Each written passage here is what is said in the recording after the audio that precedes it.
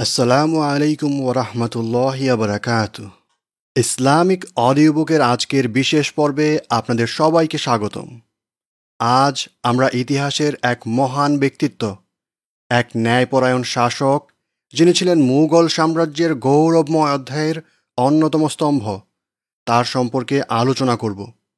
তিনি আর কেউই নন, তিনি হলেন আল মুকাররাম আল সুলতান আল আজিম আমির আল মোমিনিন শাহিনশাহ সালতানাত আল হিন্দিয়া মহিউদ্দিন মুহাম্মদ আওরঙ্গজেব আলমগীর রাহিমাহুল্লাহ রাহমাতান ওয়াসিয়াতান। তিনি ছিলেন একজন প্রকৃত মুমিন, একজন ন্যায়পরায়ণ শাসক, একজন দক্ষ সমরবিদ এবং একজন দূরদর্শী নেতা। তার শাসনকালে মুঘল সাম্রাজ্য তার শ্রেষ্ঠত্ব অর্জন করে। তার জীবন ছিল ইসলামের আদর্শে অনুপ্রাণিত। তার প্রতিটি কর্ম ছিল আল্লাহর সন্তুষ্টি অর্জনের লক্ষ্যে নিবেদিত। তিনি ছিলেন একজন অনুকরণীয় ব্যক্তিত্ব, যিনি তার প্রজাদের জন্যে ন্যায় বিচার প্রতিষ্ঠা করেছিলেন এবং ইসলামের সঠিক পথে পরিচালিত করেছিলেন।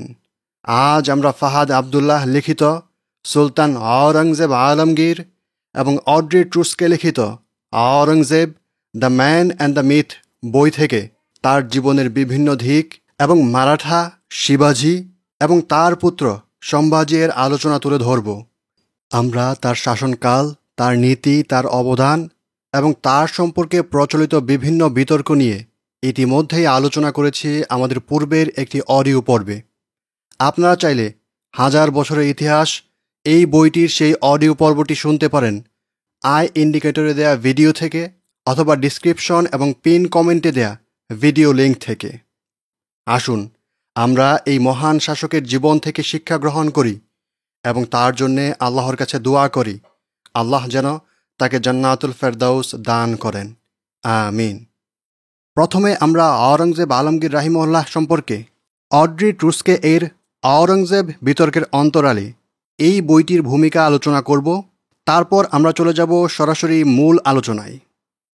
কে এই আওরঙ্গজেব? অবিস্মরণীয় আওরঙ্গজেব। এসেছিলাম অগন্তুক হয়ে, যাচ্ছিও অগন্তুক হয়েই।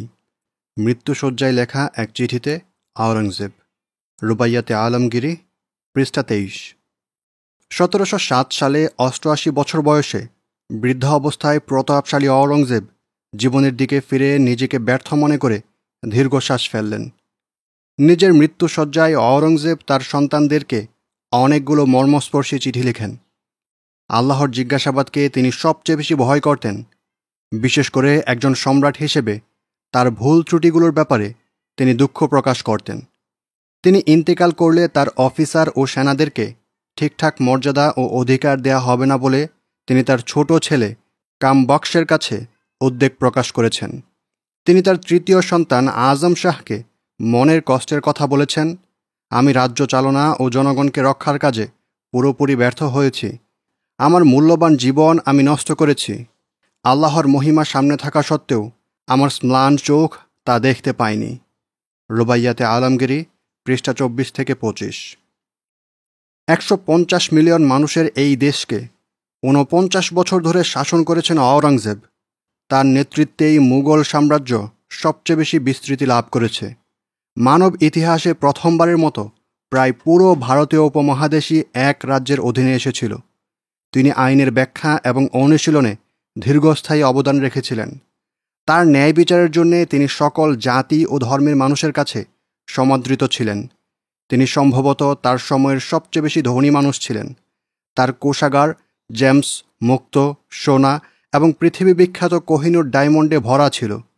এতদা সত্ত্বেও শেষ জীবনে তিনি রাজনৈতিক জীবন নিয়ে আফসোসি করে গিয়েছেন। আজম শাহ ও কামবক্স উভয়ের কাছেই আওরঙ্গজেব নিজের দিনের প্রতি দায়িত্ব যথাযথ পালন করতে না পারার আক্ষেপ এবং হাসরের জবাবদিহিতার ভয়ের কথা উল্লেখ করেছেন। একজন ধার্মিক মুসলিম হিসেবে তার মনে হয়েছিল তিনি দুনিয়া ও আখিরাতে আল্লাহ থেকে দূরেই রয়ে গেছেন। দুনিয়াতে নিষ্পাপ হিসেবে এলেও তার মনে হতো তিনি পাপের বোঝা নিয়ে এখন কবরে যাচ্ছেন। তিনি আজমের কাছে তার চিঠি শেষ করেছেন আবেগঘন, দুঃখ ভারাক্রান্ত 3 বার বিদায় বিদায় বিদায় বলার মাধ্যমে। রুবাইয়াতে আলমগীরি, পৃষ্ঠা 23 থেকে 24। 300 বছরেরও বেশি সময় আগে 1707 সালের এক শীতের দিনে আওরঙ্গজেব দুনিয়া ছেড়ে চলে যান। তাকে মহারাষ্ট্রের খুলদাবাদে একটি সাধারণ খোলা মাঠের কবরস্থানে দাফন করা হয়।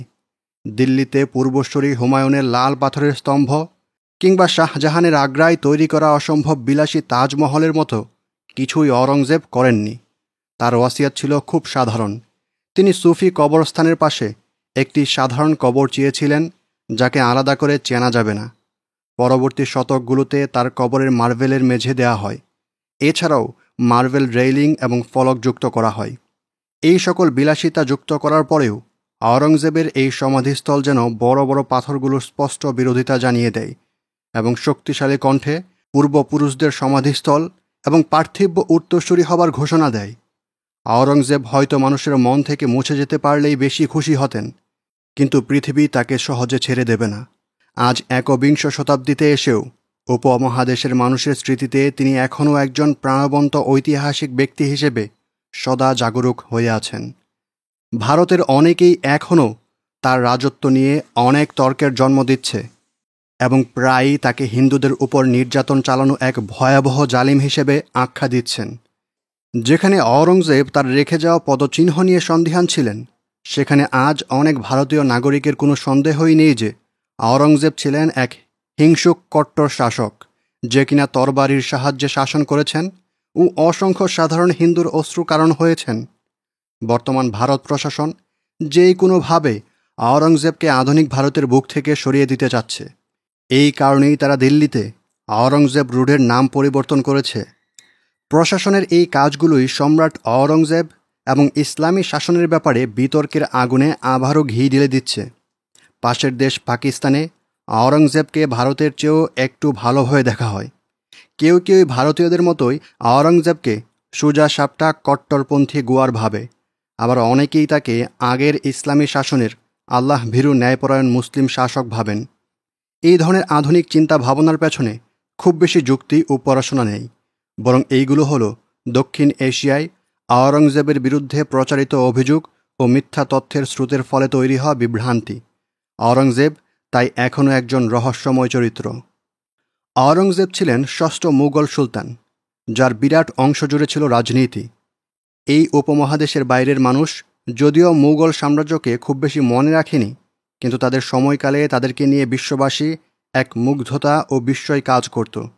1600 সালের দিকে মুঘল সাম্রাজ্যের জনসংখ্যা ইউরোপ ছাড়িয়ে যায়। তাদের সম্পদ ছিল পৃথিবীর যেই কারোর চেয়েও বেশি। আওরঙ্গজেব 1658 সালে এক রক্তক্ষয়ী ক্ষমতার যুদ্ধের মাধ্যমে ক্ষমতায় আসেন। সেই যুদ্ধে তার 2 ভাই মারা যায়। এক ভাই বার্মায় নির্বাসনে যায় এবং তার বাবাকে গ্রেফতার করা হয়। আওরঙ্গজেব নিজের নাম দেন আলমগীর বা বিশ্বজয়ী। তিনি তার 49 বছরের জীবনে একের পর এক রাজ্য জয় করার মাধ্যমে নিজের নামের সার্থকতা রক্ষা করেছেন। নিজের জীবনকালে আওরঙ্গজেব বিশ্ব নিয়ে স্বপ্ন দেখতেন। ইংল্যান্ডের কবিদের প্রধান জন ড্রায়েন 1675 সালে আওরঙ্গজেবকে নিয়ে লেখেন। সেখানে ফুটে ওঠে মুঘল সার্বভৌমত্বের এই বীরত্বপূর্ণ ট্র্যাজেডিক দিক। সেই সময় অগণিত ইউরোপিয়ানরা ভারত ভ্রমণ করে। তাদের অনেকেই বিখ্যাত আওরঙ্গজেব আলমগীরের দেখা পেতে মরিয়া ছিল। ব্রিটিশ, ডাচ, পর্তুগিজ এবং ফ্রান্স ব্যবসায়ীরা উপমহাদেশের বিভিন্ন স্থানে ব্যবসা শুরু করে এবং মুঘলদের সাথে চুক্তি করতে চায়। সত্য বলতে মুঘলদের দৃষ্টিতে ইউরোপীয়রা ছিল ছোট মাছ। আওরঙ্গজেব তার পূর্বপুরুষদের মতোই এমন রাজ্য শাসনে ব্যস্ত ছিলেন যা ছিল প্রায় 3.2 মিলিয়ন স্কয়ার কিলোমিটার, প্রায় আজকের আধুনিক ভারতের সমান, এবং যা ছিল তার সম্পদ, উন্নয়ন এবং ধর্মীয় ও সাংস্কৃতিক সহাবস্থানের জন্য বিখ্যাত। আগের মুঘল শাসকদের ব্যাপারে ইতিহাসবিদেরা অনেক লেখালেখি করলেও তাদের কলমে আওরঙ্গজেব ছিলেন ম্লান। এমন একজন সম্রাটের জীবন বর্ণনা করা যার সম্পর্কে আমরা প্রায় তেমন কিছুই জানি না বললেই চলে, এটি যথেষ্টই কঠিন। আওরঙ্গজেব ছিলেন একটি জটিল চরিত্র। তার জীবনের মূল ইচ্ছে ও অনুপ্রেরণা ছিল ক্ষমতা, ন্যায় বিচার, ধার্মিকতা ও রাজা সুলভ দায়িত্বের বোঝা। এই ধরনের একজন মানুষ ইতিহাসের যেই কোনো সময়ের জন্যই চ্যালেঞ্জিং। তার এবং আমাদের সময়ের মাঝে যেই সাংস্কৃতিক পরিবর্তনগুলো ঘটে গিয়েছে তা পুরো আলোচনা ও তথ্য খুঁজে বের করার কাজকে আরও চ্যালেঞ্জিং করে দেয়। আওরঙ্গজেব ইতিহাসের সেই জীবন্ত চরিত্র যে আজও রাজনৈতিক ও সাংস্কৃতিক বিতর্কের কেন্দ্রবিন্দু। বর্তমানে আওরঙ্গজেব সম্পর্কে সাধারণ যেই ধারণাগুলো ছড়িয়ে আছে তার বেশিরভাগই গালগপ্প। আমরা যদি মিথের বন্যায় চিরুনি অভিযান চালিয়ে আওরঙ্গজেবের সম্পর্কে সত্যতা বের করে আনতে পারি, তাহলে হয়তোবা আমরা আবিষ্কার করতে পারব 17 শতকের ভারতের সবচেয়ে গুরুত্বপূর্ণ ও প্রভাবশালী রাজনৈতিক চরিত্রকে। যেহেতু অতীত আমাকে কোনো দিশা দিতে পারছে না, তাই আমি শুরু করলাম বর্তমানের আওরঙ্গজেব দিয়ে। আমি তাকে তার বয়সের এক সাধারণ মানুষ হিসেবে চিন্তা করলাম, একই সাথে চিন্তা করলাম একজন সুলতান হিসেবে, যার মাধ্যমেই মানুষ চিহ্নিত করে তার যুগকে। আওরঙ্গজেবের খলনায়ক হওয়ার মিথ। শেষ মুঘল হিসেবে, তথাকথিত মহান মুঘল, আওরঙ্গজেব সময়কে ঘুরিয়ে দিতে চেয়েছিলেন, কিন্তু তিনি চূড়ান্ত পরিণতি হিসেবে ঘড়ি ভেঙে ফেললেন। Jawaharlal Nehru, the Discovery of India, page 265। 2015 সাল ছিল আওরঙ্গজেবের জন্যে খারাপ একটি বছর। দিল্লির মহাসড়ক থেকে এই মুঘল সম্রাটের নাম সরিয়ে ফেলা হবে কিনা তা নিয়ে ভারতে বছর জুড়ে অনেক উত্তেজনাকর বিতর্ক হয়। আঞ্চলিক এক শিখ গ্রুপ প্রথম এই দাবি তুলে। এই দাবির পেছনে কারণ হিসেবে তারা উল্লেখ করে আওরঙ্গজেব ছিলেন ভারতের সবচেয়ে বড় জালিম, একনায়ক, অসহিষ্ণু এবং চরম অমানবিক বর্বর অপরাধের অপরাধী শাসক। Delhi Sikh Gurdwara management committee, petition on change.org, bold in original. Bharatiya Janata পার্টির বা বিজেপির কিছু সংসদ সদস্য ঝাঁপিয়ে এই ক্যাম্পেইনে নেমে পড়লেন। তারা সবাইকে আহ্বান জানালেন যে সবাই মিলে যেন দিল্লির ইতিহাস থেকে এই তথাকথিত কষ্টদায়ক অধ্যায় মুছে ফেলে। নিদেন পক্ষে যেন এই খারাপ মানুষের নাম রাস্তা থেকে মুছে ফেলে। 2015 সালের আগস্টের শেষে নয়াদিল্লির কর্মকর্তারা তাদের দাবি মেনে নেয় এবং রাস্তাটির নতুন নাম ভারতের 11তম প্রেসিডেন্টের নামে অর্থাৎ এপিজে আব্দুল কালাম রোড দেওয়ার প্রস্তাব করে। এক সপ্তাহ পরে শহরের কর্মকর্তারা গভীর রাতে বের হয়ে রাস্তার সাইন থেকে আওরঙ্গজেবের নাম মুছে দেয়। মানুষের মন থেকে আওরঙ্গজেবকে মুছে দেওয়ার চেয়েও এই কাজগুলো তাকে আরও বেশি করে মানুষের মনে এনে দেয়। এক মাস পরে 2015 সালের অক্টোবরে এক শিবসেনা সাংসদ এক পৌরসভার আধিকারিককে আক্রমণ করার ঘটনা টেপে ধরা পড়েছিল। সে তাকে আওরঙ্গজেব কি আওলাদ বা আওরঙ্গজেবের উত্তরসূরি বা বংশধর বলে আখ্যা দিয়ে এই আক্রমণ করে। এই ধরনের ভাষা, যেমন বাবার কি আওলাদ, প্রায়ই মুসলিমদের বিরুদ্ধে ব্যবহার করা হয়। 1980-এর দশকের শেষের দিকে ও 1990-এর দশকের প্রথম দিকে ডানপন্থী হিন্দুত্ববাদী গুন্ডাদের অযোধ্যায় বাবরি মসজিদ ভাঙ্গার আন্দোলনের সময় মুসলিমদের ব্যাপারে এমন ভাষা ব্যবহার করা হতো। তাহলে বাবর বাদ দিয়ে এখন আওরঙ্গজেব কেন? উগ্র হিন্দু জাতীয়তাবাদী অবস্থান থেকে বললে, কোনো দিকে বাবর ও আওরঙ্গজেব ছিলেন একই রকম জালিম মুসলিম দখলদার। আওরঙ্গজেবকে ধরা হয় ভারতের ধর্মপ্রাণ মুসলিমদের প্রতিনিধি হিসেবে, যার কারণে হিন্দুদের কাছে আগে থেকেই বিষয়টি অস্বস্তিকর ছিল, এখনও ক্রোধ জাগানিয়া। এটাও একটা কারণ হতে পারে যে আওরঙ্গজেবকে বলা হয় সকল মুঘল শাসকদের মধ্যে সবচেয়ে ধার্মিক।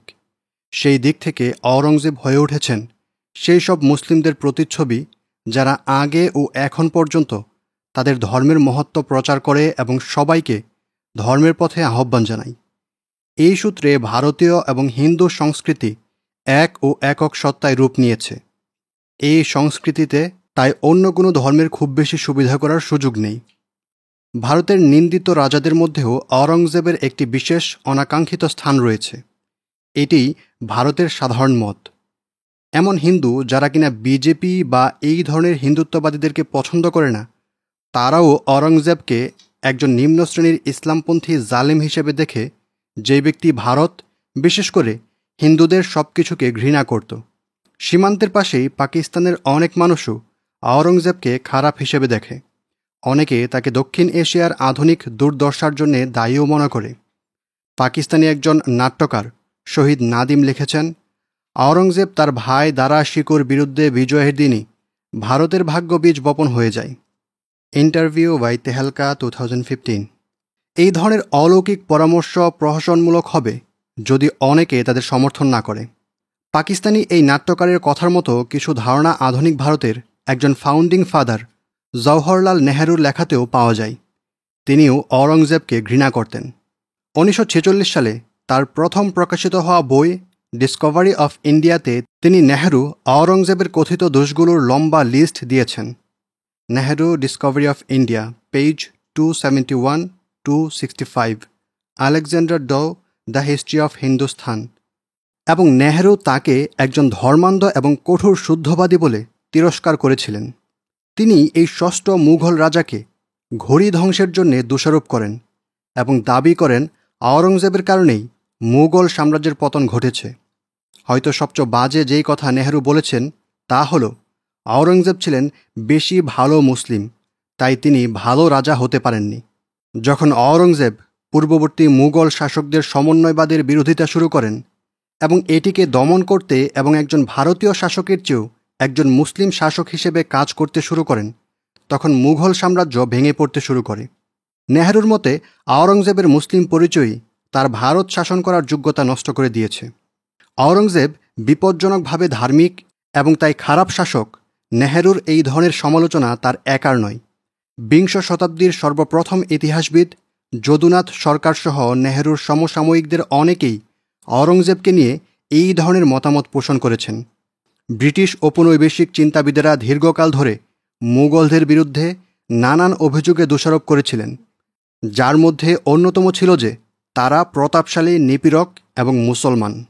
1772 সালের প্রথম দিকে আলেকজান্ডার ডাও মুঘল শাসক সম্পর্কে একটি আলোচনায় মন্তব্য করেছিলেন যে the faith of Mohammad is peculiarly calculated for disposition, and it is one of the greatest cause which must fix forever the duration of the spaces of government in the East. ব্রিটিশদের কাছে এমন গভীর সমস্যার একটাই সমাধান ছিল, ব্রিটেনের দ্বারা ভারত শাসন করা। যদিও ভারতের স্বাধীনতার অনেক নেতা শেষের উপসংহারে মেনে নিতে অস্বীকার করেছে, কিন্তু প্রথম অংশ তারা ঠিকই মেনে নিয়েছে। এই ধরনের ন্যারেটিভগুলো পাঠ্য বই এবং গণমাধ্যমের দ্বারা ছড়িয়ে দেওয়া হয়েছে।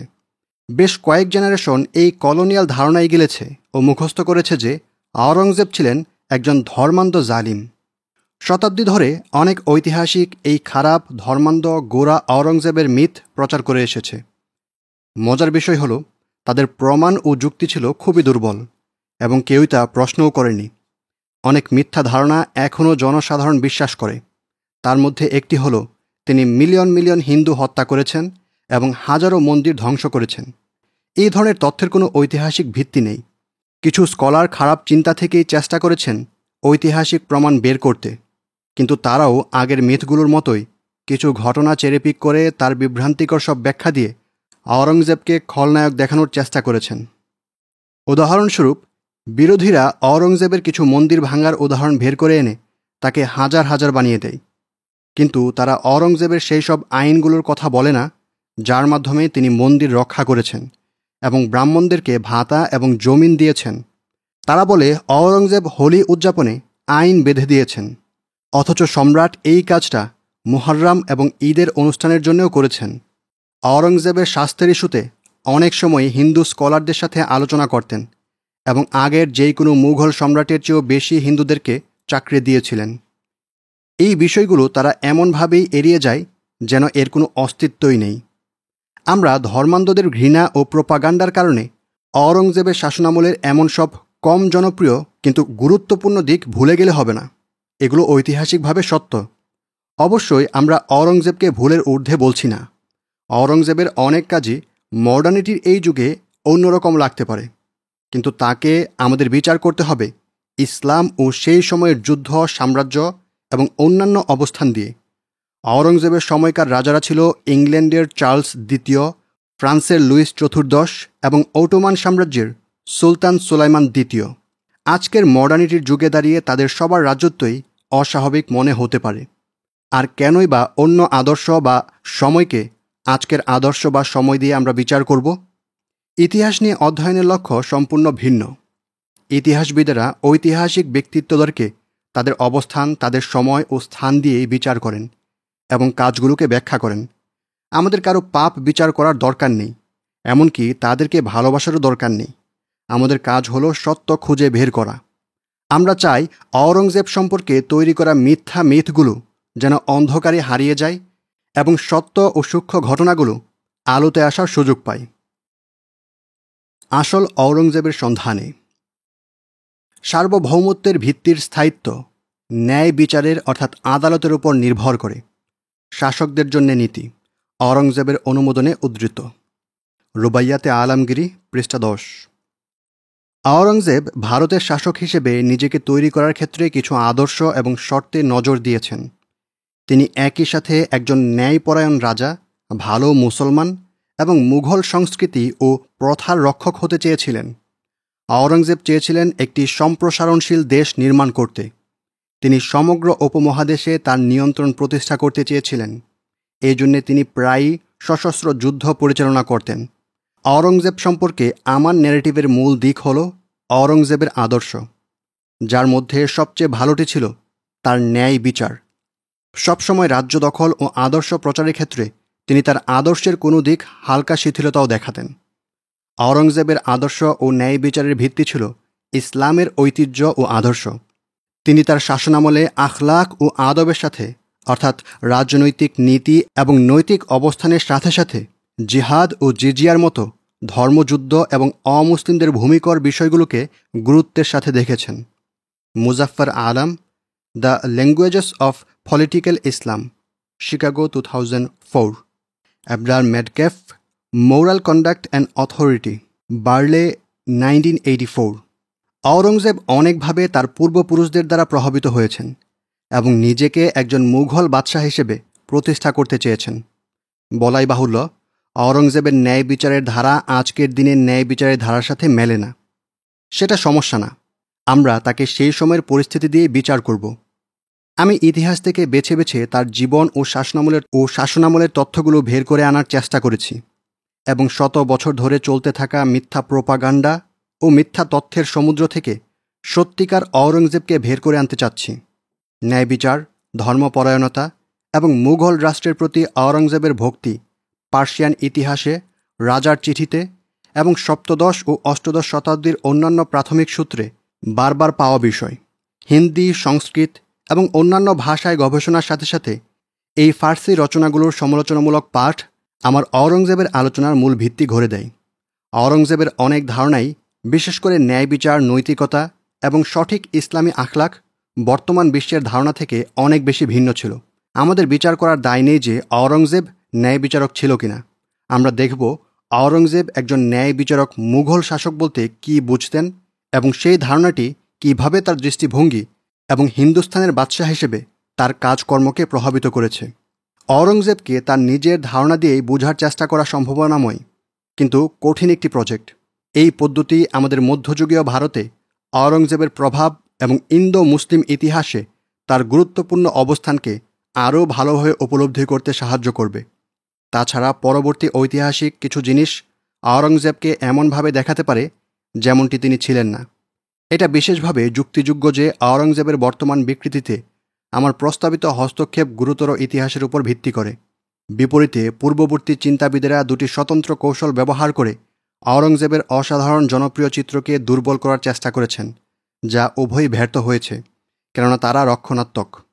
প্রথম নিরর্থক পন্থাটি হল আওরঙ্গজেবকে একজন ধর্মীয় অত্যাচারী বলে আখ্যায়িত করা, কিন্তু তাকে তারা একই সাথে জগা খিচুড়ি বা বিষমধর্মী মুসলিম মুঘল ব্যক্তিত্ব হিসেবেও দেখায়।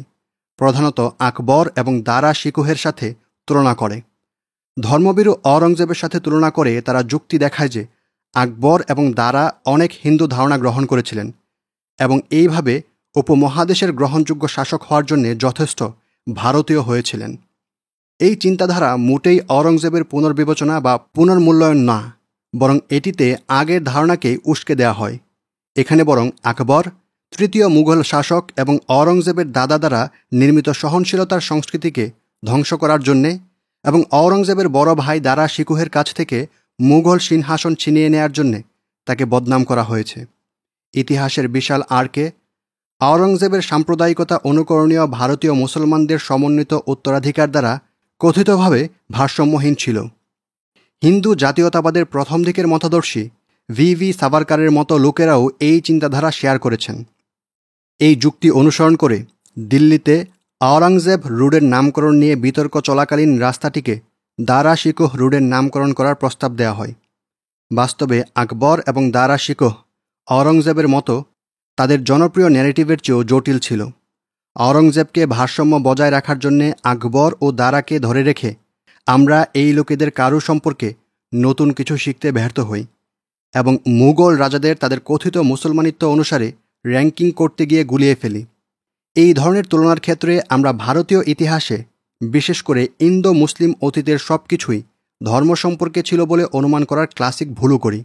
আওরঙ্গজেব একজন মুসলিম ছিলেন, যদিও তার আধুনিক বিরোধীরা বা সমর্থকেরা তাকে যেই ধরনের মুসলিম মনে করেন তা নয়। তাকে কেবল ধর্ম দিয়ে বিচার করা ঠিক হবে না, অতীতের প্রতি সৎ থাকতে হবে। আমাদের একজন রাজপুত্র ও সম্রাট হিসেবে তার পূর্ণতর ছবিটি পুনরুদ্ধার করতে হবে। আক্রমণে ভিন্ন কৌশল গ্রহণ করে কেউ কেউ যুক্তি দেন যে আমরা খুবই কঠোরভাবে আওরঙ্গজেবকে বিচার করছি। সম্ভবত ভারতের সবচেয়ে ঘৃণ্য মুসলিম বদমাশটি আসলে ততটা জঘন্য ছিল না। এই যুক্তির ভিত্তি নিহিত হয়েছে আওরঙ্গজেবের আমল সম্পর্কে ভ্রান্ত ব্যাখ্যা সংশোধন এবং মোটামুটিভাবে সঠিক হলেও যেসব বিষয় এড়িয়ে যাওয়া হয়েছে সেগুলোর উপস্থাপনের উপর। উদাহরণ হিসেবে বলা যায়, লোকরঞ্জক বিশ্বাসের বিপরীতে আওরঙ্গজেব কখনও বড় মাত্রার এমন কোনো ধর্মান্তর কর্মসূচিতে নেতৃত্ব দেননি যাতে অমুসলিমদেরকে ইসলাম বা তরবারির কোনো একটিকে গ্রহণ করে নিতে হয়েছিল। আওরঙ্গজেব কখনোই হাজার হাজার হিন্দু মন্দির ধ্বংস করেননি, খুব সম্ভবত সংখ্যাটি কয়েক ডজনে সীমাবদ্ধ থাকতে পারে। তিনি হিন্দুদের পাইকারিভাবে হত্যার মতো জঘন্য কোনো কাজ করেননি। সম্ভবত তিনি তার সরকারের সর্বোচ্চ অবস্থানে হিন্দুদের বসিয়েছিলেন। তিনি হিন্দু ধর্মীয় গ্রুপগুলোর স্বার্থ সুরক্ষিত রেখেছিলেন, এমনকি ব্রাহ্মণদের হয়রানি বন্ধ করার জন্যে স্বধর্মীয় মুসলিমদের নির্দেশ পর্যন্ত দিয়েছিলেন। তিনি তার সব প্রজার জন্য নিরাপদ রাস্তা ও মৌলিক আইন শৃঙ্খলার ব্যবস্থা করার চেষ্টা করেছিলেন। সব ঘটনার সঠিক বিবরণ দেয়া ইতিহাসবিদদের দায়িত্বের অন্তর্ভুক্ত বিষয় এবং এতটুকু সত্য আমাদের বিশ্বাস করতে হবে যে আওরঙ্গজেব ছিলেন তার সমসাময়িক খ্যাতির তুলনায় অন্যের প্রতি অনেক কম অকল্যাণকামী। তবে আওরঙ্গজেব পুরোপুরি জঘন্য ব্যক্তি ছিলেন না। কেবল এমন কথার ফুলঝুরি দিয়েই আমরা আওরঙ্গজেব সম্পর্কে লোকরঞ্জক নিন্দাগুলোর ঊর্ধ্বে উঠতে পারব না। আরও সমস্যার বিষয় হল আমরা ভারতবর্ষের জটিল অতীত সম্পর্কে ন্যায় বিচার করতে ব্যর্থ হই। আওরঙ্গজেব কি ২১ শতকের স্পর্শকাতরতার সাথে সামঞ্জস্যপূর্ণ ছিলেন? এমন প্রশ্নের চেয়েও ঔপনিবেশপূর্ব ভারতবর্ষে অর্ধশত বৎসর শাসনকারী ও রাজনৈতিক দৃশ্যপট বদলে দেওয়া লোকটি সম্পর্কে অনেক বেশি কথা বলা আছে। আমাদেরকে অবশ্যই তাড়াহুড়ো করে আওরঙ্গজেবের বিচার করার প্রবণ আধুনিক প্রবৃত্তি দমন করে এবং এই প্রভাবশালী বাদশাহের কর্ম ও আদর্শগুলোকে প্রথমে পুনরুদ্ধার করতে হবে। আমাদের প্রয়োজন আওরঙ্গজেব সম্পর্কে নতুন ভাষ্য। আমি এখানে এই ধরনের একটি বক্তব্যই উপস্থাপন করছি। আমার ভাষ্য আওরঙ্গজেবের জীবন ও শাসনামল সম্পর্কে বর্তমানে স্বল্প পরিচিত অনেক বক্তব্য অন্তর্ভুক্ত করে এর মাধ্যমে বিভ্রান্তির শিকার একটি বাদশাহকে অতি প্রয়োজনীয় ঐতিহাসিক গভীরতা যোগ করেছে। এতে আওরঙ্গজেবের কথিত সবচেয়ে খারাপ বিষয়গুলো তথা তার মন্দির অবমাননা, কুটিল রাজনৈতিক বুদ্ধি, সহিংস পন্থা, কিছু ধর্মীয় সম্প্রদায়কে নির্যাতন করার মতো অভিযোগের জবাব দেওয়া হলেও এগুলোতেই বইটি সীমাবদ্ধ নয়। যদি কেবল আওরঙ্গজেব সম্পর্কে কুৎসা রচনাকারী বিভ্রান্তিকর তথ্য ও সন্দেহজনক দাবিগুলো মোকাবেলা করা হয় তবে তা হবে একটি ফাঁকা কাজ, কারণ এটি ইতিহাসের মূল নির্দেশিকা তথা ঐতিহাসিক ব্যক্তিত্বদের তাদের নিজস্ব পরিভাষার ভিত্তিতে উপলব্ধি করার কাজটি বাস্তবায়ন করা হবে না। এই পার্থক্যের রক্ষণাত্মকভাবে চিন্তা করা বনাম ঐতিহাসিকভাবে চিন্তা করা একটি ভালো উদাহরণ হল হিন্দুদের প্রতি আওরঙ্গজেবের আচরণ। লোকরঞ্জক ধারণায় আওরঙ্গজেবকে সব হিন্দুর প্রতি বিদ্বেষপরায়ণ ও সবভাবে তাদেরকে ধ্বংস করতে চেয়েছিল বলে কল্পনা করা হয়। কিন্তু দায়িত্বশীল ইতিহাসবিদ বিজ্ঞচিতভাবে বলতে পারে যে পরিস্থিতির উপর ভিত্তি করে আওরঙ্গজেব সম্পূর্ণ ভিন্নভাবে হিন্দুদের সাথে আচরণ করেছিলেন। মুঘল রাষ্ট্র ও বিশেষ হিন্দু সম্প্রদায়ের মধ্যে প্রায়ই সংঘাতের সৃষ্টি হতো এবং এতে অনেক সময় স্পর্শকাতর ধর্মীয় বিষয়ও থাকত। কিন্তু অনেক হিন্দুই আওরঙ্গজেবের ভারতবর্ষে সহিষ্ণুতা ও সুরক্ষা লাভ করেছিলেন। আওরঙ্গজেবের শাসন নিয়ে চিন্তা করার সময় নির্ভুল হলেও এই ঐতিহাসিক সংশোধনটি হিন্দুদের ব্যাপারে সাধারণ কোনো ধারা গ্রহণ ফলপ্রসূ পথ কিনা সেই মৌলিক প্রশ্নটি বিবেচনা করতে পারেনি। বাস্তবে আওরঙ্গজেব তার সাম্রাজ্যে হিন্দুদের ব্যাপারে সর্বজনীন কোনো এজেন্ডা অনুসরণ করেননি। ওই আমলে হিন্দুরা সাধারণত নিজেদের ওই পরিভাষায় পরিচিত করত না, তারা বরং আঞ্চলিক, সাম্প্রদায়িক ও বর্ণবাদী পরিচয়ে যেমন রাজপুত, মারাঠা, ব্রাহ্মণ, বৈষ্ণব ইত্যাদিতে পরিচিত করত। অনেক বিশেষজ্ঞ উল্লেখ করেছেন হিন্দু শব্দটি সংস্কৃত নয়, বরং ফার্সি, আর এই শব্দটি ব্রিটিশ উপনিবেশ আমলে সাধারণভাবে স্ব-উল্লেখ্য ব্যবহার হয়েছিল। মুঘলেরাও হিন্দুদের বিভিন্ন গ্রুপের মধ্যেকার পার্থক্যকে গুরুত্ব দিত। উদাহরণ হিসেবে মোহাব্বত খানের কথা উল্লেখ করা যেতে পারে। তিনি ১৬৭০-এর দশকে অল্প সময়ের জন্যে দাক্ষিণাত্যে মুঘল অভিযানে নেতৃত্ব দিয়েছিলেন। তিনি এমনকি মারাঠাদের, তারা দৃশ্যত এই ঘটনায় হিন্দু হিসেবে বিবেচিত হয়নি, তাদের বিরুদ্ধে যুদ্ধ করার সময় মুঘল আভিজাত্যের মধ্যে রাজপুত ও হিন্দুদের অগ্রাধিকার দিয়েছেন। আওরঙ্গজেবের আমলে একটি ব্লক হিসেবে মুঘল হিন্দু সম্পর্ককে মূল্যায়ন করার বদলে আমরা ঐতিহাসিক প্রেক্ষাপটে তথা বিশেষ গ্রুপ ও পদক্ষেপকে আলাদা আলাদাভাবে বিবেচনা করব। এর ফলে পাঠকেরা এখানে হিন্দুদের প্রতি আওরঙ্গজেবের আচরণ নিয়ে আলাদা কোনো অংশের দেখা পাবে না, বরং মুঘল রাষ্ট্রের পক্ষে নিয়োজিত হিন্দু আভিজাত, ব্রাহ্মণ নেতা এবং সশস্ত্র মারাঠা বিরোধীদের নিয়ে পূর্ণাঙ্গ আলোচনা দেখতে পাবে। আমাদের সময়ের সীমাবদ্ধকরণ, সাম্প্রদায়িক পরিভাষার ঊর্ধ্বে আমরা যদি উঠতে পারি এবং এর বদলে সপ্তদশ শতকের মুঘল বিশ্বকে পুনরুদ্ধারের প্রবল প্রয়াস চালাই, তবে আওরঙ্গজেবের এক চমকপ্রদ ছবির আবির্ভাব ঘটবে। এই আওরঙ্গজেব ছিলেন ভারতবর্ষের সম্রাট। তিনি সারা জীবন সাধনা করেছেন মুঘল সাম্রাজ্য রক্ষা ও সম্প্রসারিত করার, রাজনৈতিক শক্তি লাভ করার এবং ন্যায় বিচার বিষয়ক তার নিজস্ব ধারণার আলোকে শাসন করার। আলহামদুলিল্লাহ, আমরা এইমাত্র শেষ করলাম এই সিরিজের ভূমিকা পর্ব। এই পর্বটি আমরা আলোচনা করেছি অড্রি ট্রুস্কে এর আওরঙ্গজেব বিতর্কের অন্তরালে বইটির প্রথম অধ্যায় থেকে। তাহলে চলুন এখন আমরা চলে যাই আমাদের মূল আলোচনায়, যেখানে আমরা আলোচনা করব বাদশাহ আওরঙ্গজেব আলমগীর রাহিমাহুল্লাহ এর মারাঠাদের বিদ্রোহ ও দমন এবং মারাঠা ও বুরহানপুর বিজয়ের ঘটনা নিয়ে। একই সাথে আমরা অনুরোধ করব আমাদের এই audio book channel Islamic audio book subscribe করার এবং বেল বাটন চেপে রাখার পরবর্তী সকল ভিডিওর নোটিফিকেশন পাওয়ার জন্য। মারাঠাদের বিদ্রোহ ও দমন। ১. মারাঠা নেতা শিবাজি। রাজপুতদের বশীভূত করতে না করতেই সুলতানের সামনে মারাঠা বিপদ আবির্ভূত হয়। তখন মারাঠাদের নেতৃত্ব ছিল শিবাজি ভোসলের হাতে। শিবাজি ১৬২৭ খ্রিস্টাব্দে শিবনেরি পার্বত্য দুর্গে জন্মগ্রহণ করে। পুরো নাম ছত্রপতি শিবাজি ভোসলে। সে মারাঠা সাম্রাজ্যের প্রতিষ্ঠাতা। মুঘল সাম্রাজ্যের সঙ্গে বেশ কয়েকবার যুদ্ধে জড়ালেও প্রতিবারই হারতে হয়। ১৬৭৪ খ্রিস্টাব্দে রায়গড়কে রাজধানী বানিয়ে মারাঠা সাম্রাজ্যের ছত্রপতি হিসেবে মুকুট ধারণ করে। ৩ এপ্রিল ১৬৮০ সালে শিবাজি মৃত্যুবরণ করে।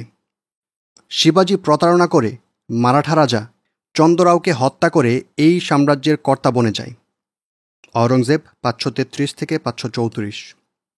শিবাজির জন্ম ১৬২৭ খ্রিস্টাব্দের এপ্রিলে দুর্গম এক পাহাড়ি দুর্গে। স্যার যদুনাথ শিবাজির প্রশংসায় পঞ্চমুখর হলেও তাকে স্বীকার করে নিতে হয়েছে যে শিবাজি ছিল অবাল্য, অশিক্ষিত। সারাদিন পাহাড়ে পাহাড়ে ঘুরত। কৈশোরে উপনীত হওয়ার পর লুটেরা ও ডাকাতদের সঙ্গে কাজ করত। আওরঙ্গজেব ৫২৯ থেকে ৫৩১। ২০ বছর পর্যন্ত শিবাজির জীবন ডাকাত ও লুটেরাদের সঙ্গেই কাটে। তার দাদা মারা যাওয়ার পর লুটেরাদের সঙ্গে তার মেলামেশা আরও বেড়ে যায়। লক্ষণীয় বিষয় হচ্ছে, কোনো জাতির অনুসরণীয় ও বরণীয় ব্যক্তি যদি ডাকাত, লুটেরা আর সাধারণ মানুষের জানমাল নিয়ে উপহাসকারী হয়, তাহলে সেই জাতির স্বভাবচরিত্র, শিষ্টাচার ও সামাজিকতার কী দশা হবে তা সহজেই অনুমেয়। শিবাজির পিতা শাহজি ভোসলে দ্বিতীয় বিয়ের পর দীর্ঘকাল শিবাজির মা জেজাবাইকে অবহেলা করে চলে। স্বামীর অবহেলার শিকার জেজাবাইকে অনিবার্যভাবেই মনোযোগ নিবিষ্ট রাখতে হয় তার কলিজার সন্তান শিবাজির উপর। জেজাবাই ছিল একজন কট্টরপন্থী হিন্দু মহিলা। মুসলমানদের মনে প্রাণে ঘৃণা করত। তাই শৈশব থেকেই শিবাজির অন্তরে মুসলমানদের বিরুদ্ধে গোঁড়ামি এবং ঘৃণা জন্ম নেয়। তার মা বানোয়াট কেচ্ছা কাহিনী বলে শিবাজির কান ভারী করত। শিবাজির কিশোর মনে তখন থেকেই বিদ্বেষের চারা গজিয়ে ওঠে। তাই অশৈশব সে মুসলমানদের প্রতি ঘৃণা ও অবজ্ঞা নিয়ে বড় হতে থাকে। আওরঙ্গজেব আসলাম রাহি, পৃষ্ঠা ৩৪। যৌবনে পদার্পণের পর এই শিবাজি হিন্দু ধর্মের প্রভাব ও ক্ষমতা বিস্তারে ধর্মগুরু এবং ব্রাহ্মণদের সঙ্গে পরামর্শ শুরু করে। শিবাজির আত্মাধিক গুরু ছিল স্বামী রামদাস। স্বামী রামদাস তিনি ছিলেন শিখ ধর্মের 11 শিখ গুরুর চতুর্থ গুরু। অনেকে আবার এই সংখ্যা 10-এ উল্লেখ করেছেন। 30 আগস্ট 1574-এ তিনি গুরুপদ লাভ করেন। 24 সেপ্টেম্বর 1534-এ রামদাস লাহোরের চুনামন্ডিতে জন্মগ্রহণ করেন। তার বাবা ছিলেন হরিদাস ও তার মা অনুপম দেবী। গুরু অমরদাসের কনিষ্ঠ কন্যা বিবি বাণী ছিলেন তার স্ত্রী। তাদের ছিল 3 পুত্র, যথাক্রমে পৃথ্বীচাঁদ, মহাদেব ও গুরু অর্জন। গুরু হিসেবে তার অন্যতম অবদান ছিল শিখ সমাজের অবকাঠামো নির্মাণ করা। তাছাড়া শিখদের ধর্মীয় গ্রন্থও তার লেখা। এই আত্মাদিক গুরুই তাকে প্রথম সবক দিয়েছিল গোমাতা এবং ব্রাহ্মণদের সুরক্ষা নিশ্চিত করা ধর্মের ভিত্তি। স্বামী রামদাস সবসময় শিবাজিকে হিন্দু সাম্রাজ্য প্রতিষ্ঠার প্রতি উদ্বুদ্ধ করত। প্রকৃতপক্ষে শিবাজি যে পরিবেশে বেড়ে উঠেছে তার দাবি ছিল একটি হিন্দু সাম্রাজ্য প্রতিষ্ঠা করা এবং হিন্দু জাতিকে মুসলমানদের কথিত গোলামির শৃঙ্খল থেকে মুক্তি লাভের স্বপ্ন দেখানো। শিবাজির কর্মকাণ্ড এবং পরিকল্পনা থেকে যা প্রতিবাদ হয় তা হচ্ছে সে সমগ্র হিন্দুস্থানে সাম্রাজ্য প্রতিষ্ঠার আকাঙ্ক্ষা লালন করত। মূলত সে লক্ষ্যেই শিবাজি গোপনে হিন্দু রাজাদের সঙ্গে বন্ধুত্বপূর্ণ সম্পর্ক স্থাপন করতে শুরু করে। রাজপুতদেরও নিজের বশে আনার চেষ্টা চালায়। নিয়মতান্ত্রিক সামরিক কর্মকাণ্ড পরিচালনার পূর্বে শিবাজি তার জন্মভূমিতে বসবাসকারী জনসাধারণের সমর্থন আদায়ে সক্ষম হয়। তারপর প্রস্তুতির প্রথম ধাপেই সে যুদ্ধ সক্ষম ব্যক্তিদের দলবদ্ধ করতে শুরু করে। জনসাধারণও নিজেদের ক্ষেত খামার ও ঘরবাড়ি ছেড়ে দলে দলে শিবাজির সঙ্গে যুদ্ধ করতে থাকে। শিবাজি শৈশব থেকেই একটি হিন্দু সাম্রাজ্যের স্বপ্ন দেখে আসছিল। সেই স্বপ্ন বাস্তবায়নে একসময় সে মুসলমানদের বিরুদ্ধে অভিযান পরিচালনা করে। আওরঙ্গজেব আসলাম রাহি, পৃষ্ঠা 35। 2. বিদ্রোহের শুরু 1644 খ্রিস্টাব্দ। বিজাপুরের সুলতান মুমূর্ষু অবস্থায়, দীর্ঘদিন ধরে একেবারে শয্যাশায়ী। ফলে তার সাম্রাজ্যে ছড়িয়ে পড়ে অরাজকতা ও বিশৃঙ্খলা। এই অরাজক পরিস্থিতিতে শিবাজি তার উদ্দেশ্য বাস্তবায়নের একটি অনুকূল পরিবেশ পেয়ে যায়। সে তখন তার আরাধ্য স্বপ্ন বাস্তবায়নে সর্বাত্মক প্রচেষ্টা শুরু করে। বিভিন্ন দুর্গের লুটপাট চালিয়ে লাখ লাখ রুপি জমা করে। তারপর পৌনার দক্ষিণ পশ্চিমে তোরনা নামক একটি দুর্গ দখল করে নেয়। পুনা পূর্বে ভারতের মহারাষ্ট্রের মুম্বাইয়ের পর দ্বিতীয় বৃহত্তম শহর বলা হয়ে থাকে পুনাকে। এই শহরকে ভারতের নবম জনবহুল শহর মনে করা হয়। তৎকালের পুনাকে বর্তমানে পুনে বলে। পৌনার 5 মাইল দূরত্বের রায়গড় দূরত্ব দখল করে নেয়। এছাড়া অনেক জায়গির এবং বারনদী, আন্দপুর সহ বহু দুর্গের উপর দখলদারিত্ব প্রতিষ্ঠা করতে সক্ষম হয়। খুব অল্প সময়ে সে মজবুত একটি অবস্থান তৈরি করে ফেলে। আওরঙ্গজেব আসলাম রাহি, পৃষ্ঠা 36। এইদিকে বিজাপুরের সুলতান দীর্ঘ অসুস্থতার পর কিছুটা সুস্থ হলে যখন তাকে শিবাজির কর্মকাণ্ড সম্বন্ধে অবহিত করা হয় তখন তিনি দ্বিধাদ্বন্দ্বে পড়ে যান। সুলতান তখন শিবাজির পিতা শাহজির কাছে এর কৈফিয়ত তলব করলে শাহজি এই ব্যাপারে কিছু জানেন না সুলতানের কাছে উজর পেশ করেন। তিনি পত্র মারফত ছেলেকে এসব ধ্বংসাত্মক কাজ থেকে বিরত থাকার আদেশ দেন। কিন্তু হিন্দু সম্প্রদায়ের কথিত এই হিরো তো শৈশব থেকেই মানবতা চর্চার পরিবর্তে বর্বরতার চর্চা করে এসেছে। যেই লোক শান্তি ও সুশৃঙ্খল জীবন সম্পর্কে মোটেই ওয়াকিবহাল ছিল না, সে কিভাবে পিতার নির্দেশ মেনে বর্বরতা থেকে বিরত থাকতে পারে? সে বিরত থাকেনি, বরং বর্বরতার মাত্রা আরও বাড়িয়ে তোলে। সে বিজাপুরের অধীনে থাকা আরও 2টি শহর দখল করে নেয়। ইতিহাসবিদেরা লিখেছে, কালিয়ানি দখল করে সে চূড়ান্ত বর্বরতার প্রকাশ ঘটায়। পুরো শহরে লুটতরাজ চালিয়ে নির্মম পাশবিক ও বীভৎস গণহত্যা চালায়। আওরঙ্গজেব 532। 3. মারাঠাদের বিরুদ্ধে অভিযান। কালিয়ানির সংবাদ অবগত হলে বিজাপুরের সুলতান ক্রুদ্ধ হয়ে তাকে দমন করতে অভিযান পরিচালনার সিদ্ধান্ত নেন। তিনি মুস্তফা নামের এক সালারকে মারাঠাদের বিরুদ্ধে যুদ্ধের নির্দেশ দিয়ে তার নেতৃত্বে বাহিনী পাঠিয়ে দেন। মুস্তফা প্রথমেই শিবাজির পিতা শাহজিকে বন্দী করত, তার সম্পদ ও জায়গির বাজেয়াপ্ত করে শিবাজিকে থামতে বাধ্য করেন। 4. শিবাজির চক্রান্ত, ক্ষমা, আবারও বিদ্রোহ। স্যার যদুনাথের মতে সময়টা ছিল 1648 খ্রিস্টাব্দের 25 জুলাই। শিবাজি তার পিতার বন্দিত্বের কথা জানতে পেরে দুশ্চিন্তায় পড়ে গেলেও দমে যায়নি, তবে দ্বিধায় পড়ে গিয়েছিল। সে যেমন তার অর্জিত বিজয়ধারা থামিয়ে দিতে চায়নি, তেমনি তার কারণে পিতার উপর দুর্দশা নেমে আসুক এটাও মানতে পারছিল না। তাই সে একটা কৌশলের আশ্রয় নেয়। স্যার যদুনাথ একে ডিপ্লোম্যাসি বলে অবহিত করলেও প্রকৃতপক্ষে প্রতারণা বই কিছুই ছিল না। সে তার বাপদাদার মুরব্বী আদিল শাহের বিরুদ্ধে দক্ষিণাত্যের গভর্নর শাহজাদা মুরাদ বক্সের কাছে অভিযোগ দায়ের করে এবং তার কাছে আশ্রয় গ্রহণ করে। সে মুরাদ বক্সের কাছে আবেদন করে তিনি যেন আওরঙ্গজেবকে বলে কয়ে তার পিতাকে মুক্তির ব্যবস্থা করেন। শিবাজি মুরাদ বক্সকে নিশ্চয়তা দিয়েছিলেন যদি তার পিতাকে ছাড়ানোর ব্যবস্থা করা হয় তাহলে সে মুঘলদের অনুগত হয়ে কাজ করবে। মোট কথা, শেষ পর্যন্ত শাহজাদা মুরাদ বক্সের কারণে শিবাজি ও তার পিতা এবারের মতো বেঁচে যায়। আওরঙ্গজেব 532 থেকে 533।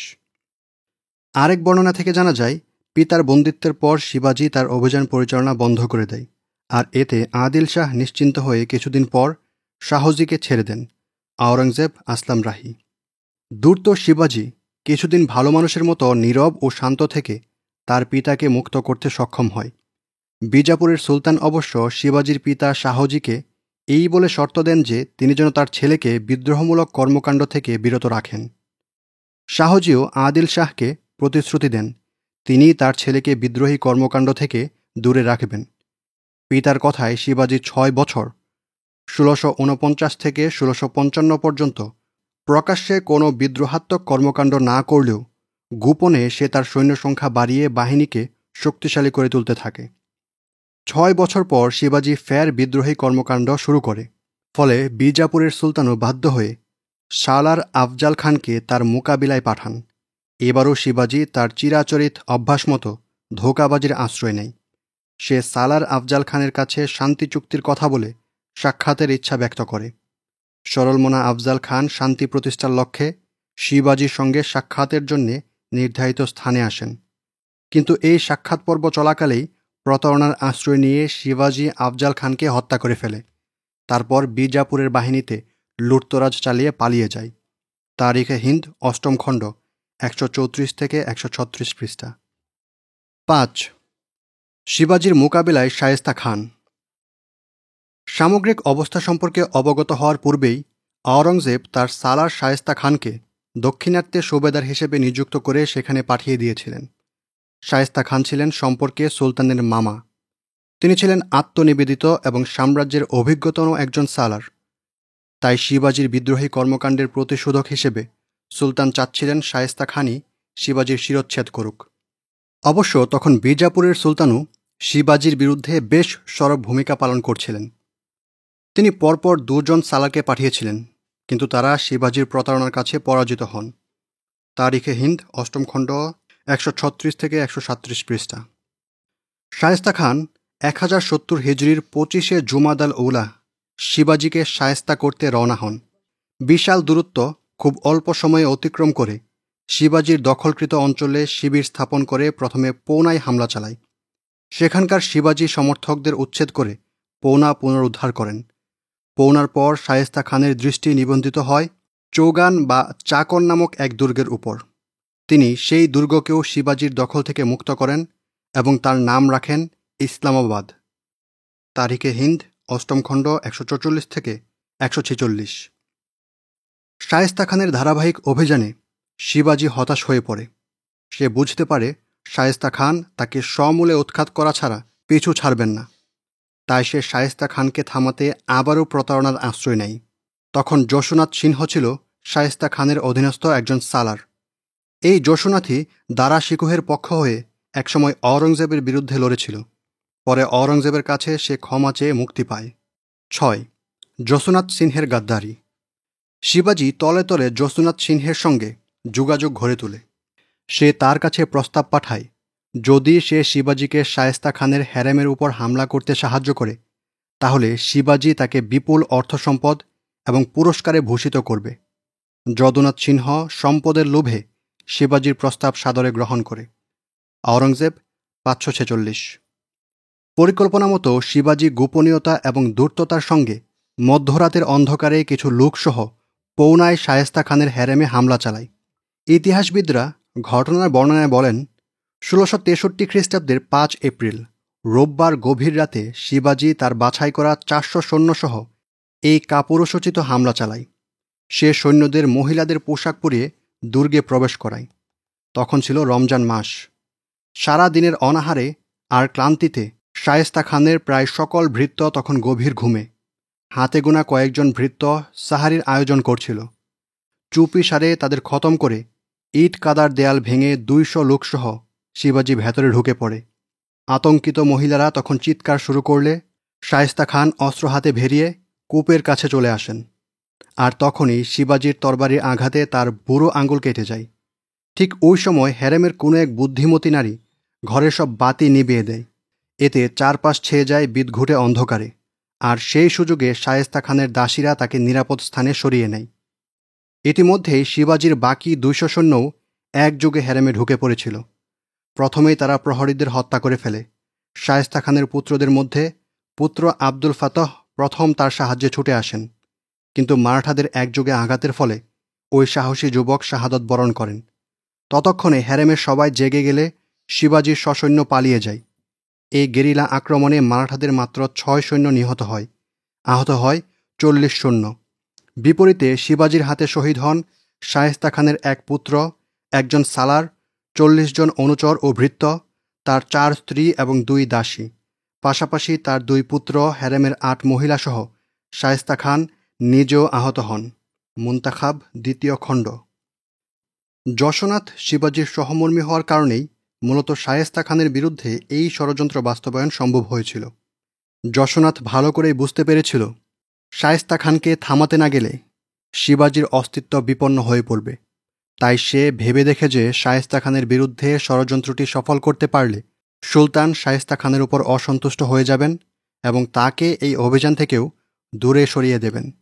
বাস্তবে হয়েছেও তাই। 7. সুরাটে শিবাজির লুটতরাজ এবং হত্যাযজ্ঞ। সুলতান এই সংবাদ সম্পর্কে অবহিত হওয়ার পরপরই শায়েস্তা খানকে ডেকে পাঠান এবং সাক্ষাৎদান ছাড়াই বাংলার সুবেদারি দিয়ে পাঠিয়ে দেন। এইদিকে শায়েস্তা খানের জায়গায় নিয়োগ দেন শাহজাদা মুআজ্জমকে। শাহজাদা তখনও অপরিপক্ব ছিলেন বিদায় শিবাজির সাহস আরও বেড়ে যায়। পৌনায় লঙ্কাকাণ্ড ঘটানোর পরে শায়েস্তা খানের ভয়ে সে ইঁদুরের গর্তে পালালেও শায়েস্তা খানের প্রস্থানের পর বীর দর্পে বেরিয়ে আসে। এবার সে সুরাট বন্দরকে নিজের পরবর্তী লক্ষ্যবস্তু বানানোর সিদ্ধান্ত নেয়। তদানীন্তন সুরাট শহরে ইংরেজেরাও অবস্থান করছিল। তারা সুরাটে কয়েকটি কারখানাও নির্মাণ করেছিল। কোনো এক গভীর রাতে শিবাজি সুরাটের ওপর হামলে পড়ে। ইতিহাসবিদেরা প্রত্যক্ষদর্শী এক ইংরেজের ভাষ্য এভাবে উদ্ধৃত করেছে: শিবাজির লোভ ছিল এতটাই প্রকট যে সে শহরবাসীর যাবতীয় সহায় সম্পদ লুট করে তাদের উপর অনেক নির্যাতন চালায়, চরম পর্যায়ে নিষ্ঠুরতা ও বর্বরতা প্রদর্শন করে।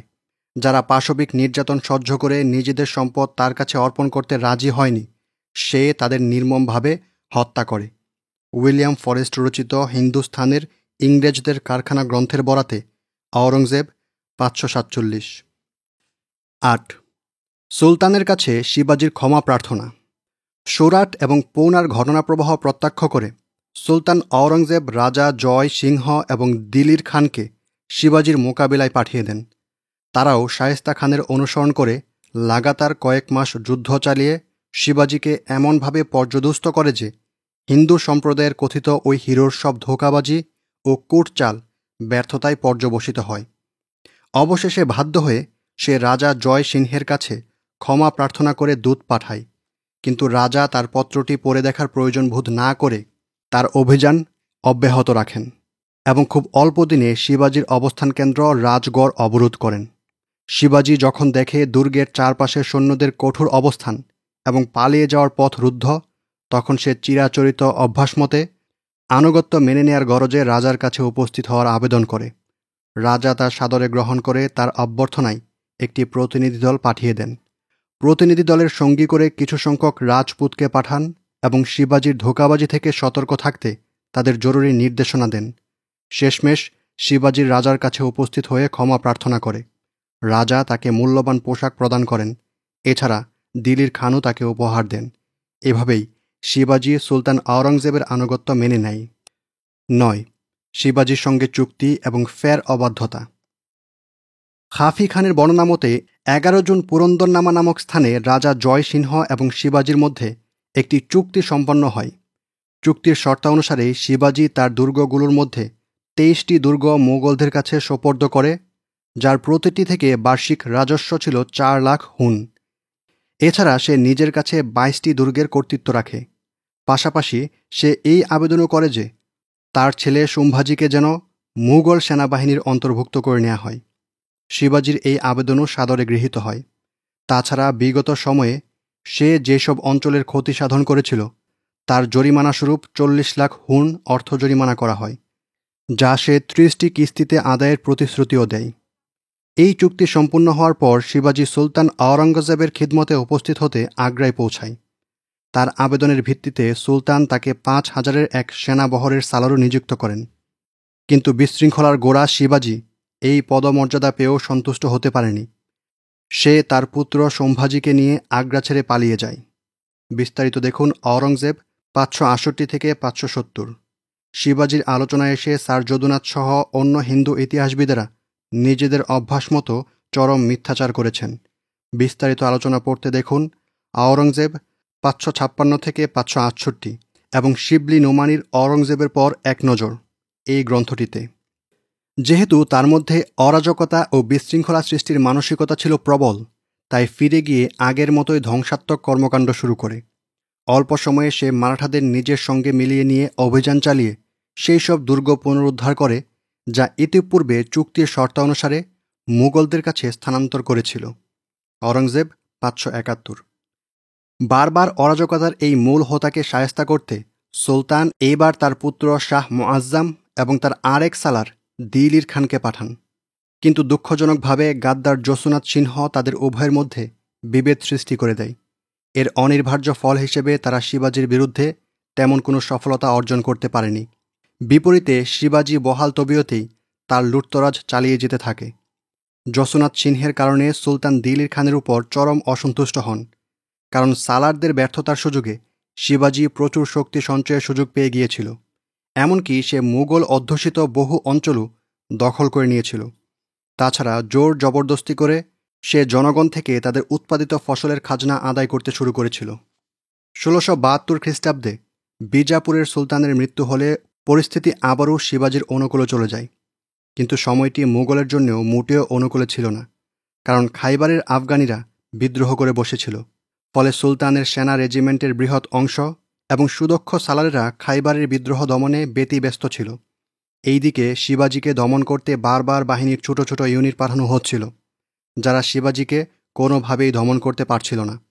শিবাজি প্রত্যেকটি ইউনিটকে পিছু হটতে বাধ্য করছিল। অবস্থা পর্যবেক্ষণ করে সুলতান শাহজাদা মুআজ্জমকে দরবারে ডেকে পাঠান। তারপর তার স্থানে শিবাজির মোকাবেলায় এমন একজন সালার নির্বাচন করেন যিনি তরবারির ডগায় বিজয়কে নিয়তি বানাতে পছন্দ করতেন। শত্রুর ভাগ্যে কিভাবে শোচনীয় পরাজয় এবং চরম লাঞ্ছনা সেটে দিতে হয় সে কায়দাকানুন এবং কলা কৌশল তার ভালো করে জানা ছিল। তার নাম ছিল বাহাদুর খান, যিনি পরে খান জাহান নামে প্রসিদ্ধি লাভ করে। সুলতান তাকে ও দিলির খানকে আদেশ দেন শিবাজির উপর যেন কোনো দয়া দেখানো না হয়। মাআসিরে আলমগীরি, পৃষ্ঠা ২৩ থেকে ২৪। বাহাদুর খান সুলতানের আদেশ অক্ষরে অক্ষরে পালন করেন। তিনি শিবাজিকে এমনভাবে দমন করেন যে দাক্ষিণাত্যে তার সুবেদারির ৪.৫ বছর সময়ে শিবাজি কখনো মাথা তোলারই সাহস পায়নি। তার অবস্থা তখন এমন শোচনীয় হয়ে যায় যে তার পুত্র পর্যন্ত তার সঙ্গ ছেড়ে খান জাহানের কাছে উপস্থিত হয়। এরপর খান জাহান যতদিন দক্ষিণাত্যে অবস্থান করেন, শিবাজি পুত্র সম্ভাজি তার কাছে অবস্থান করে। অবশ্য পরে শিবাজিও আর বেশি দিন বাঁচেনি। সুলতানের সিংহাসন আরোহের ২১তম বছরে শিবাজির মৃত্যু হয়। স্ট্যানলি ল্যান্ডপুল সহ কতেক ইংরেজ ইতিহাসবিদ শিবাজির খুব প্রশংসা করেছেন। তারাও সামান্য এদিক সেদিক করে স্যার যদুনাথের মতোই মিথ্যাচার করেছেন। শিবাজির মৃত্যুর মধ্যে দিয়ে সুলতান আওরঙ্গজেব তার শক্তিশালী এক শত্রু থেকে নিষ্কৃতি পান, আর সাময়িকভাবে হলেও দাক্ষিণাত্যের অঞ্চলগুলোতে শান্তির সুবাতাস বইতে থাকে। মারাঠা ও বুরহানপুর বিজয়। ১. মারাঠাদের নেতৃত্বে শিবাজিপুত্র সম্ভাজি। শিবাজির মৃত্যুর পর মারাঠারা দুভাগে বিভক্ত হয়ে যায়। এক ভাগ শিবাজির পুত্র সম্ভাজিকে নিজেদের রাজা বানাতে চাচ্ছিল, আরেক ভাগ সম্ভাজির ১০ বছর বয়সী সৎ ভাই রাজারামকে মারাঠা সাম্রাজ্যের মুকুট পরানোর প্রচেষ্টা চালাচ্ছিল। তবে সম্ভাজি প্রভাব খাটিয়ে পিতার প্রতিষ্ঠিত সাম্রাজ্যের অধিকর্তা বনে যায়। সম্ভাজি সিংহাসনে আরোহ করেন ১৬৮০ খ্রিস্টাব্দের ২০ জুলাই এবং ১৬৮১ খ্রিস্টাব্দের ১৬ জানুয়ারি জাঁকজমকের সঙ্গে তার রাজ্যাভিষেক হয়। ১৬৮৯ খ্রিস্টাব্দ পর্যন্ত তার শাসন জারি ছিল। এই ক্ষেত্রে স্যার যাদুনাথও লিখতে বাধ্য হয়েছেন যে সম্ভাজি ক্ষমতা দখলের পর রাজা রাম এবং তার প্রয়াত পিতার স্ত্রী রাজা রামের মাকে নির্যাতনের লক্ষ্য বানায়, অনেক কষ্ট দিয়ে ধুকে ধুকে মরতে বাধ্য করে, তাদের ২০০-এর বেশি হিতাকাঙ্ক্ষীকে জবাই করে হত্যা করে। পাশাপাশি রাজা রামকে ক্ষমতায় আনতে যারা সাহায্য করেছিল তাদেরও একই দশা করে। আওরঙ্গজেব ৫৮৪। ক্ষমতা দখলের শুরুর দিকেই সম্ভাজি মারাঠাদের রাজনৈতিক আশ্রয়ে থাকা সুলতানের বিদ্রোহী পুত্র আকবরের সঙ্গে যোগাযোগ করে, তার সঙ্গে ঐক্য করে, অন্যভাবে বললে আকবরকে সেই আশ্রয় প্রদান করে।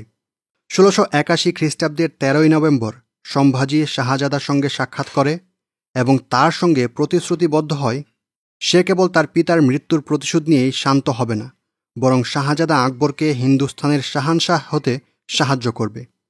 অপরদিকে শিবাজির মৃত্যুর পর মোগলেরা এই ভেবে এক ধরনের প্রশান্তি অনুভব করে যে এবার হয়তো আর কোনো সমস্যা দেখা দেবে না, কিন্তু তাদের ভাবনা পুরোপুরি ভুল প্রমাণিত হয়। সম্ভাজিও তার পিতার পদাঙ্ক অনুসরণ করে লুটতরাজের ধারাবাহিকতা অক্ষুণ্ণ রাখে। তার ক্ষমতা দখলের সঙ্গে সঙ্গে দমে যাওয়া মারাঠারাও আবারও মাথাচাড়া দিয়ে উঠতে শুরু করে। ইতিহাসবিদরা লেখেন, প্রতি দশমী উৎসবের পর সম্ভাজি সসৈন্য বের হয়ে লুটপাটের মাধ্যমে ধনদৌলত জমানো শুরু করে। বিশেষ করে খানদেশ এবং বুরহানপুর অঞ্চলে ব্যাপক লুটতরাজ চালায়। পাশাপাশি নারী, শিশু, বৃদ্ধ নির্বিশেষে সকলের উপর পাশবিক নির্যাতন শুরু করে। ফলে বহু অভিজাত ও সম্ভ্রান্ত পরিবারের পুরুষেরা নিজেদের স্ত্রী কন্যাদের নিজ হাতে হত্যা করেছিল, যাতে অন্তত মারাঠাদের হাতে পাশবিকভাবে তাদের ইজ্জত আবরুক খোয়াতে না হয়। আওরঙ্গজেব আসলাম রাহি, পৃষ্ঠা ৪৬-৪৭। সম্ভাজি বিভিন্ন জায়গায় আক্রমণ করে বস্তি ও গ্রামে অগ্নিসংযোগ করতে থাকে। অবশেষে তার দৃষ্টি পড়ে বুরহানপুরের দিকে। একসময় সে বুরহানপুরের উপর আক্রমণের চেষ্টা করে এবং অনেকটা সফলও হয়। শহরের বাইরের বাসিন্দাদের উপর চরম লুটতরাজ চালায়।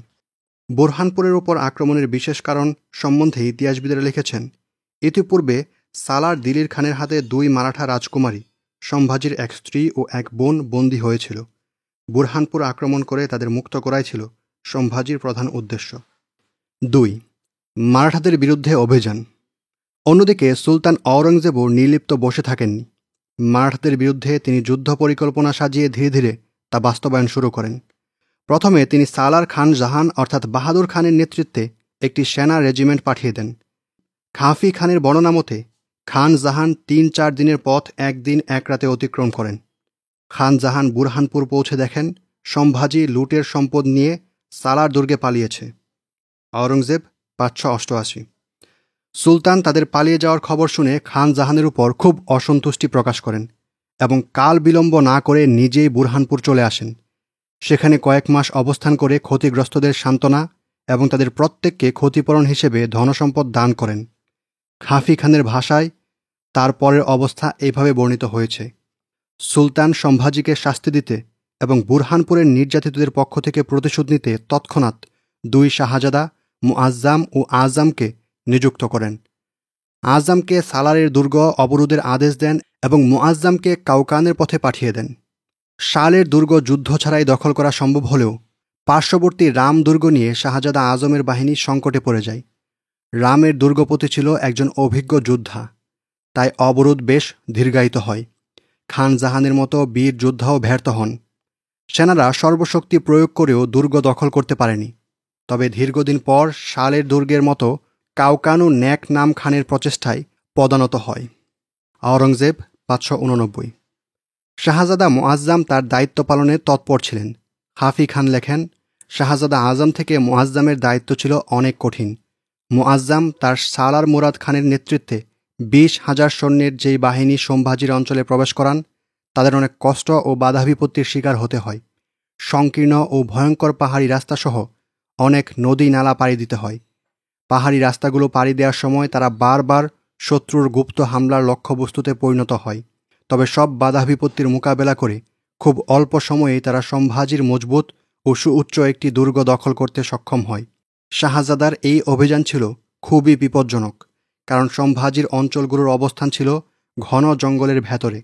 উঁচু উঁচু পাহাড়ের গর্তগুলো ছিল বিষাক্ত সাপ বিচ্ছুতে ভরপুর, যেগুলোর দংশনে অনেক সৈন্য এবং শত শত বাহন জন্তু মারা যায়। খাফি খানের ভাষ্যমতে বাহন জন্তুর মৃত্যুহারই ছিল সবচেয়ে বেশি। এক পর্যায়ে আস্তাবলে আর ঘোড়া অবশিষ্ট ছিল না বললেই চলে। খাদ্যদ্রব্য এবং রসদও ফুরিয়ে এসেছিল। সর্বোপরি চারদিকে ছড়িয়ে পড়েছিল মহামারী। নাজুক এই অবস্থার কথা শুনে সুলতান সঙ্গে সঙ্গে বাহিনীকে প্রত্যাবর্তনের নির্দেশ দেন। আওরঙ্গজেব 590 থেকে 591। এভাবে সুলতান দক্ষিণার্থে একাধিক বাহিনী পাঠিয়ে মারাঠাদের কোমর ভেঙে দিয়েছিলেন। সুলতান কর্তৃক পাঠানো বাহিনীগুলোর সঙ্গে সংঘর্ষে অধিকাংশ জায়গাতেই সম্ভাজিকে শোচনীয়ভাবে পরাজিত হতে হয়।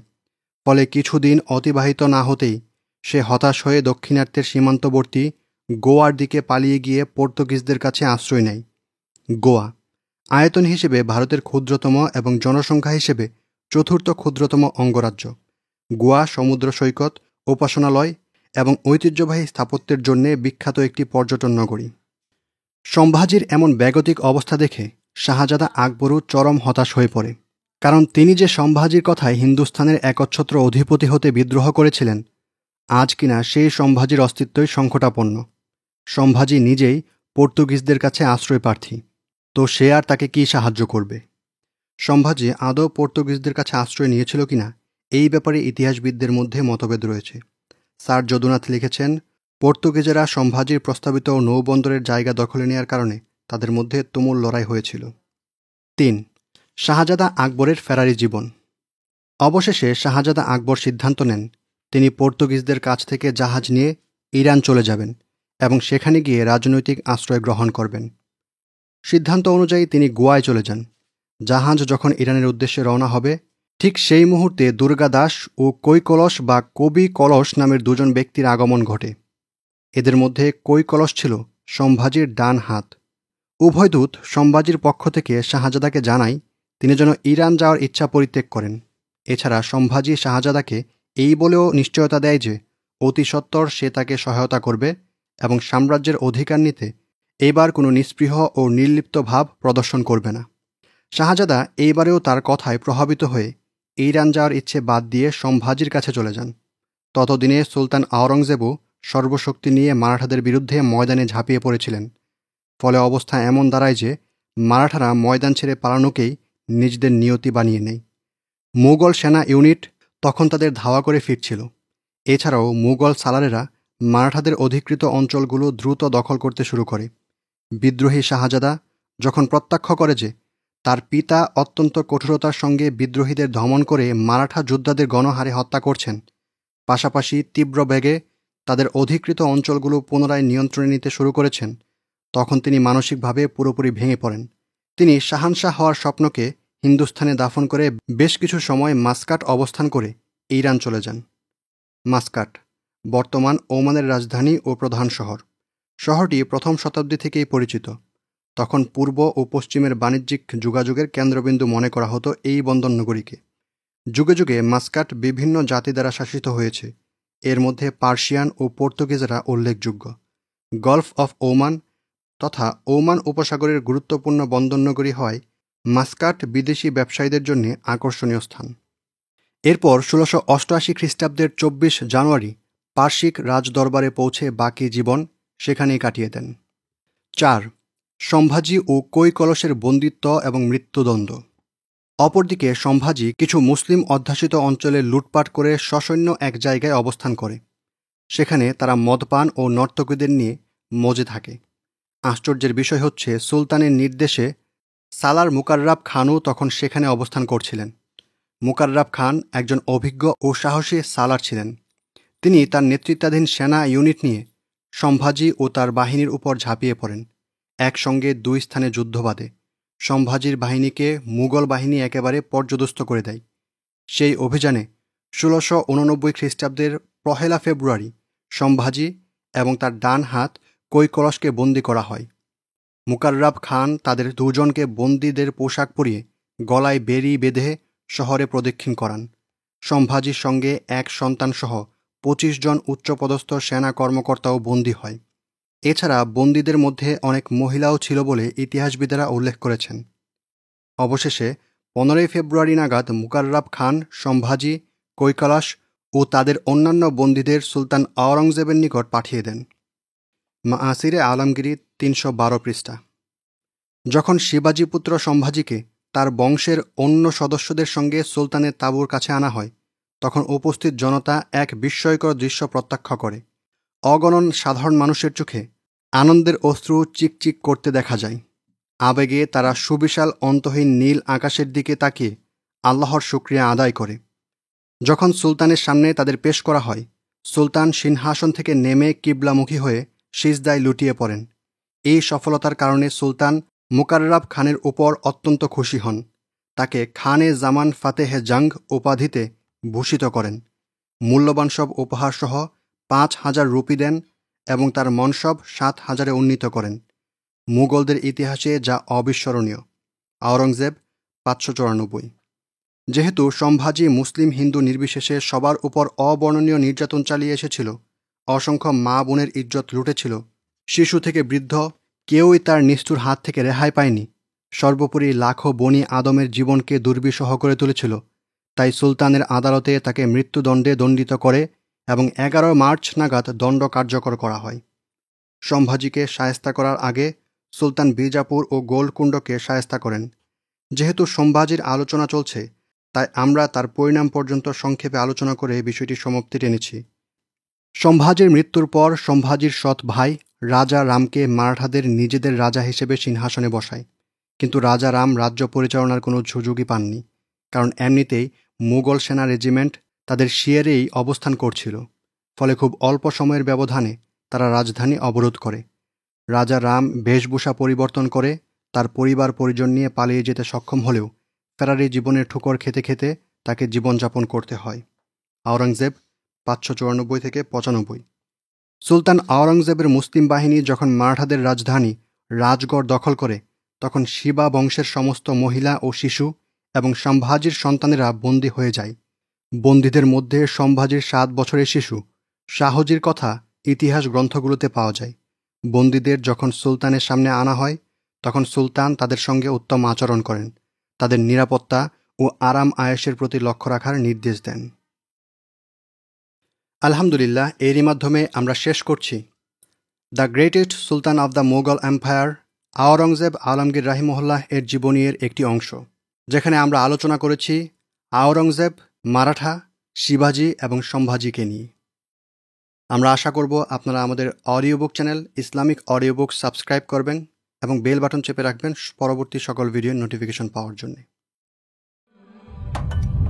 يا ربي إني أسألك